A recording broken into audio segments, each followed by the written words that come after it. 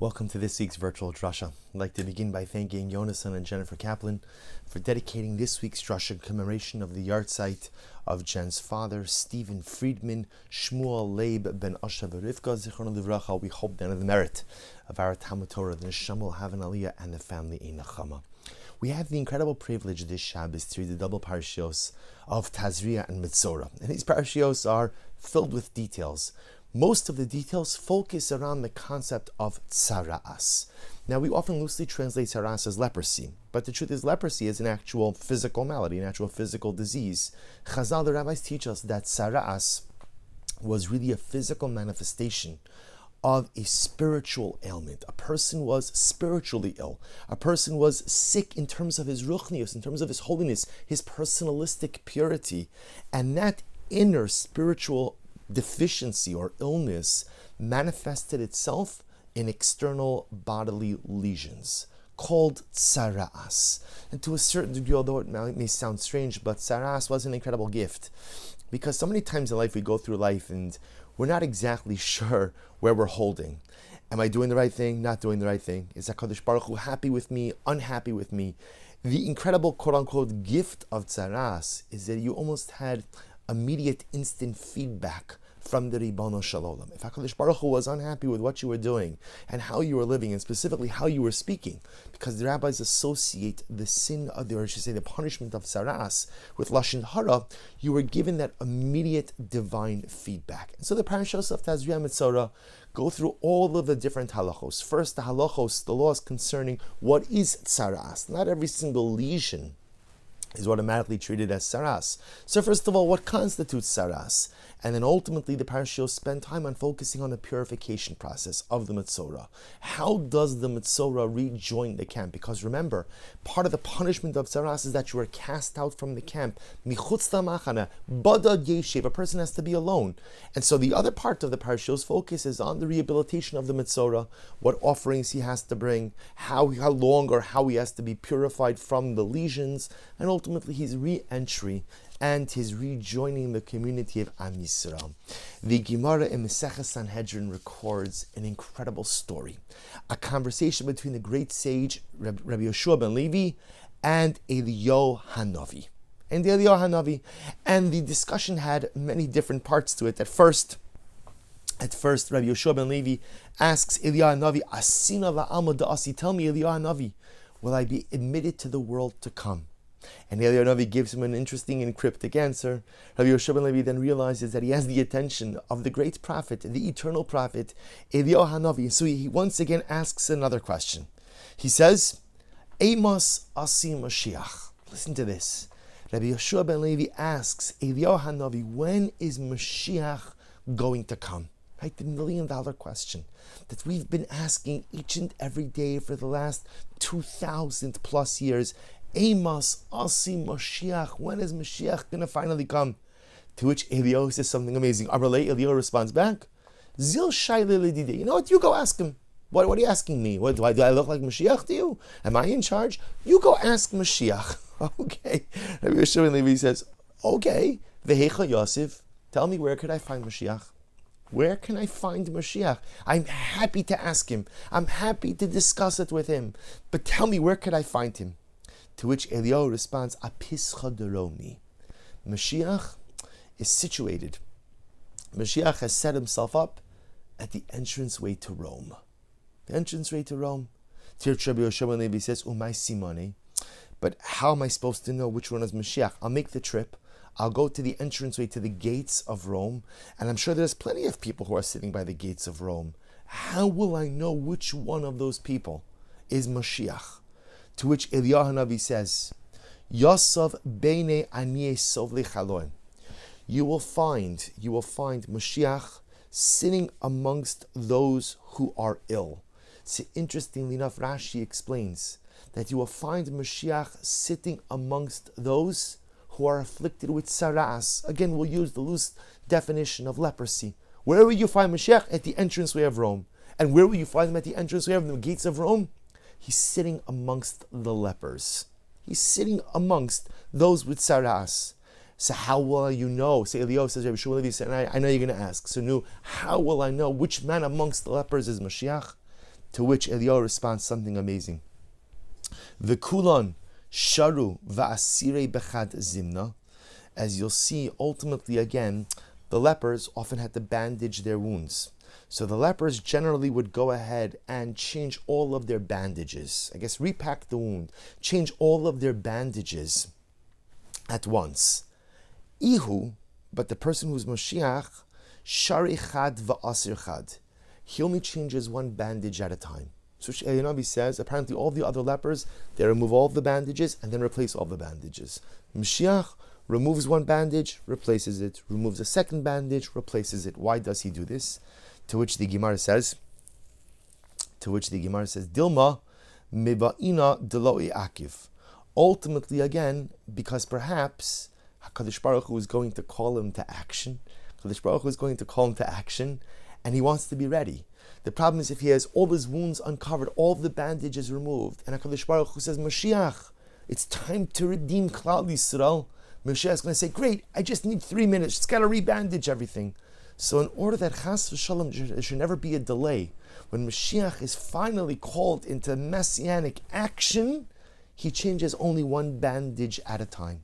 The Gemara then goes on to tell an incredible story. Rabbi Yehoshua ben Levi makes the journey to Rome, and he finds Mashiach.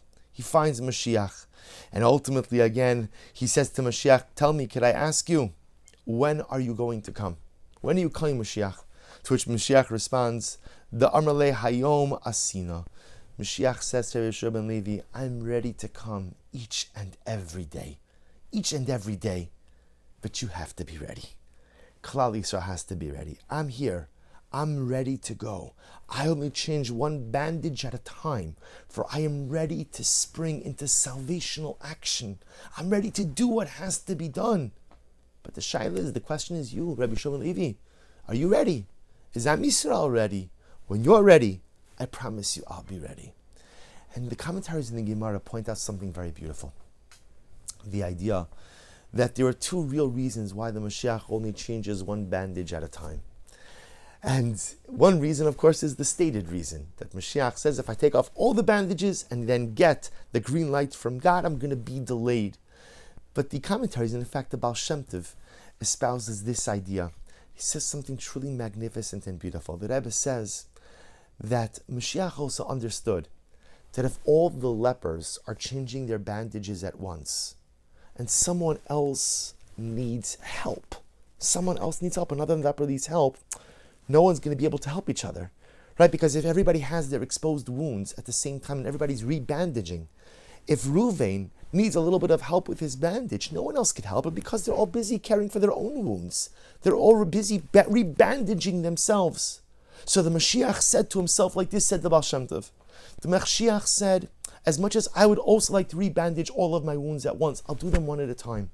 This way again, if someone else needs help, if someone else needs assistance, I'll be there, ready to answer the call, ready to help another Metzorah, ready to help another leper who cries out in pain. And the Baal Shem Tov says, you see something incredibly amazing over here. Who is Mashiach? Mashiach is the agent of salvation. Mashiach is the ultimate agent of change. Mashiach is going to be the individual who is going to usher humanity into a new era, who is going to propel the world into a new dynamic and new reality. Mashiach is the ultimate agent of change.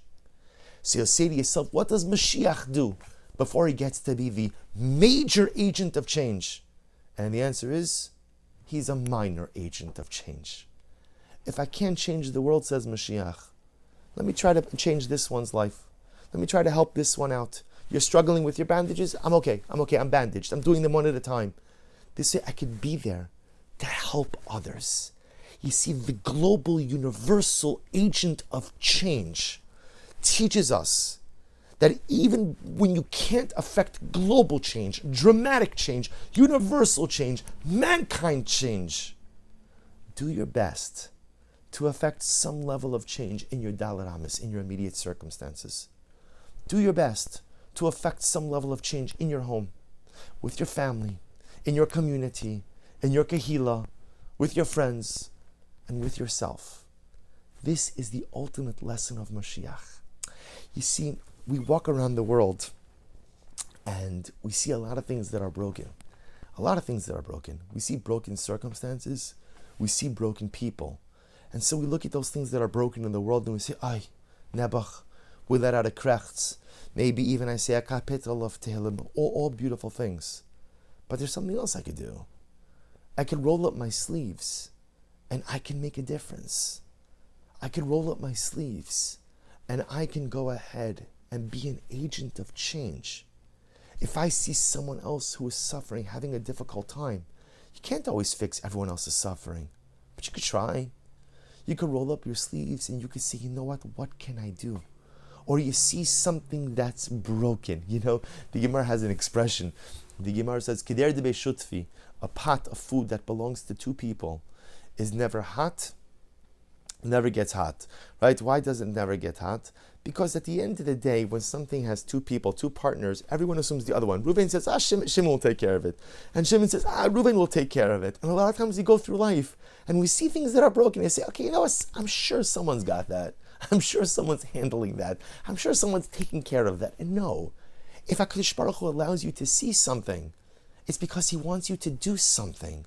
Sometimes the doing something means I can actually affect change, and sometimes it is just a kapitel of Tehillim. Sometimes doing something is actional, and doing something is just emoting a sense of empathy. But when you see something broken in life, do something about it. See, Rabbi Yeshua ben Levi is teaching us. You would have thought Mashiach is waiting by the gates of Rome, biding his time. He's just waiting. After all, he's got a simple job. I mean, it's not a simple job, but he's got a job. His job is to be the agent of universal salvation. All he needs is the green light from the Ribbon Shalom. So Mashiach, so what are you doing before then? I don't know, whatever he's doing. He's learning, he's relaxing, he's davening. I don't know what he's doing. And what is he doing, says the Gemara, doing Rabbi Shua ben Levi says. What is he doing, says Eliyahu Navi? He's helping the leper change their bandages. He's being an agent of change. Not universal change.